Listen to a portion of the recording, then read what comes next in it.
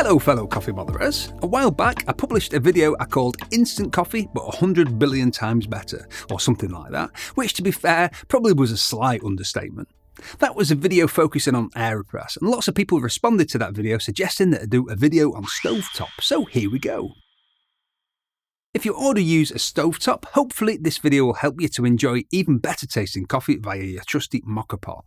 And if you've never used one of these and you're interested in seeing what they're like to brew with, hopefully it'll be useful for you too. Firstly, a very quick intro into the world of Moka pots for anyone who isn't familiar with them. If you want to skip this, just use the chapter thingies down there. Moka pots, or stovetop coffee pots, often referred to as palates, were first created in the early 1930s by Alfonso Bialetti, who thought that a similar process to the way steam washing machines worked might work for brewing coffee, and he was right. This really revolutionised home coffee brewing by making it easy and affordable to enjoy espresso-like coffee at home. They work by heating water to create steam pressure, which pushes water through the grounds, and they're known for producing an intense espresso-style coffee. These days, I think a lot of people probably discount them based on having tasted overly bitter coffee from them in the past, but actually that's usually down to the coffee choice and user error. I'm speaking from experience here, as I remember drinking horrible coffee from one of these years ago, and I know in my case it was a combination of coffee choice and user error.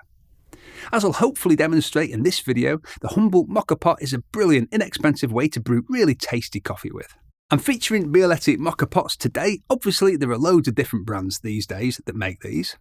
And this is the 3 cup and this is a 6 cup. Aren't they pretty? I'll put links in the description. There'll be affiliate links, so if you buy one after clicking my links, you'll be supporting this channel. Thanks. The coffee beans.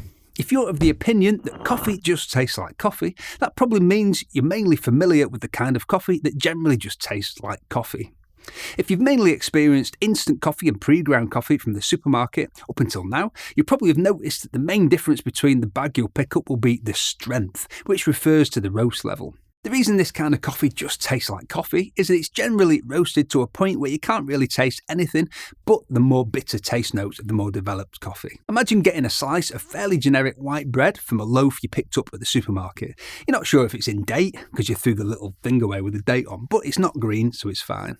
If you turn that into toast in a toaster, a popular way to produce toast, you might want to toast it dark because all you'd want to taste is the toast flavour. The bread itself doesn't have any nice flavours you'd want to retain by toasting it a bit less intensely. So toasting it stronger doesn't bring out more flavours of the bread, it completely masks the flavour of the bread. You're just tasting the flavour of toasting or charcoal.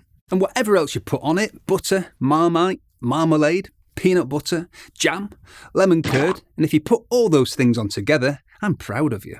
You're really just proud of yourself.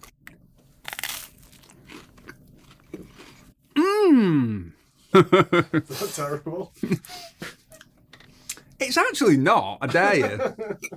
If you go to a bakery that also has a cafe, let's say Flour Water Salt in Macclesfield Town Centre, a few doors up from Margin Music towards the town hall, and yes, I'm from Mac, which is why I know such specific information about the place. A cafe like this using their own produce probably aren't going to serve you charcoal because they want you to actually taste the lovely freshly baked bread they produced on the premises that morning.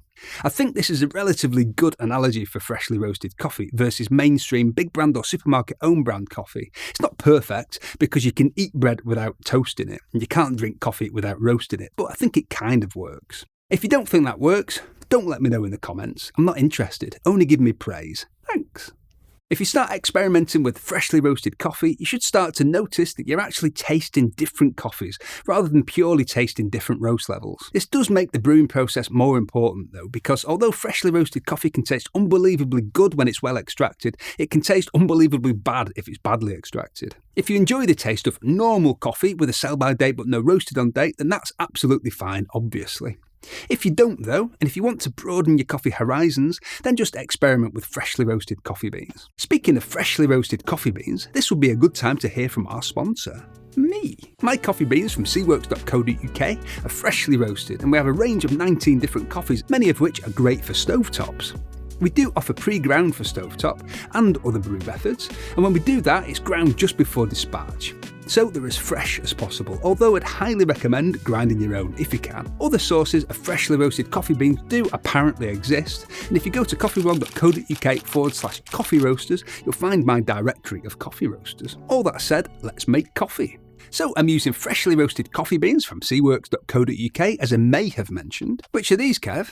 Chocolate brownie.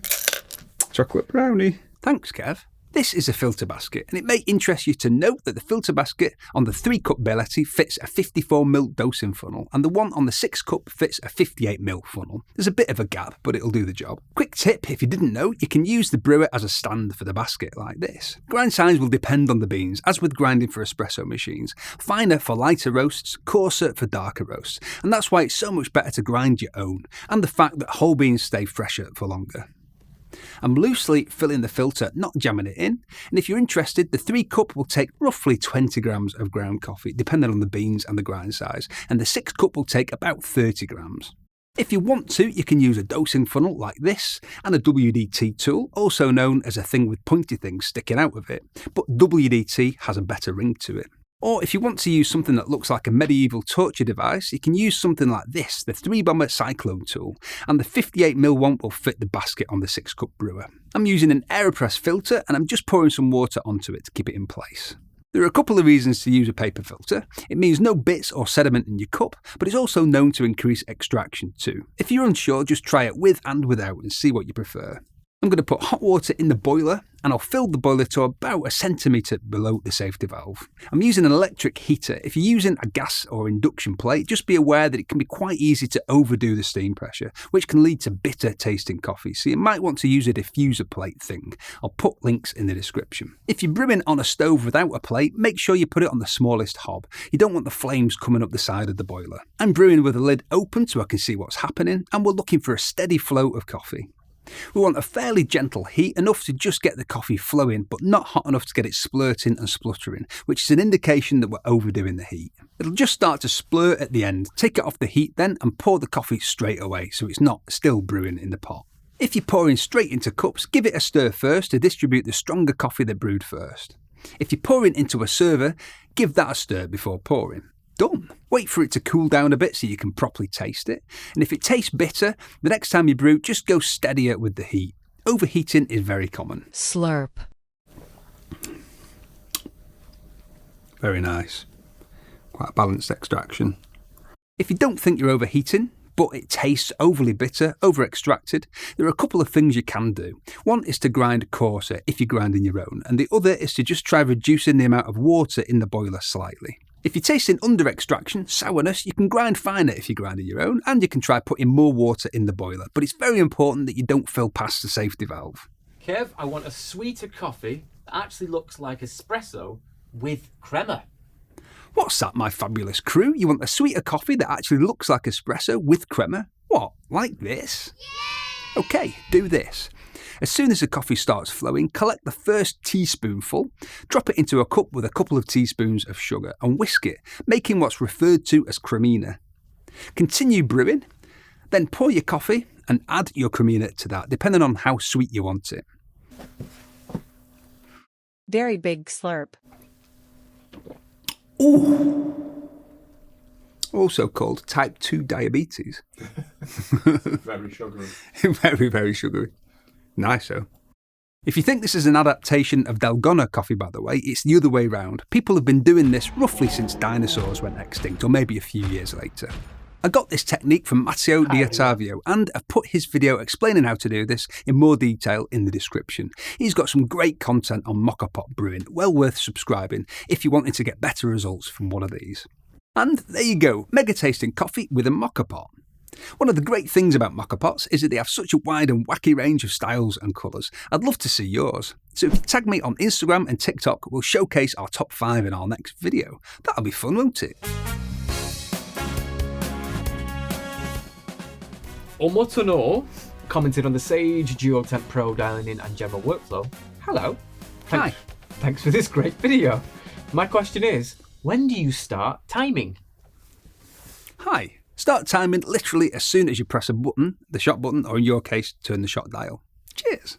Before I sign off, I'd just like to shout out our new members. Thank you very much for becoming official Coffee Botherers. You're personally helping us to grow the channel. If you want to become a member, click the join button below the video. Members get early access to videos, a community area, fun emojis and more coming soon. Cheers! Thank you very much for watching, and if you enjoyed this video, drop us a like as it really helps. If you want more coffee content, click on my face to subscribe.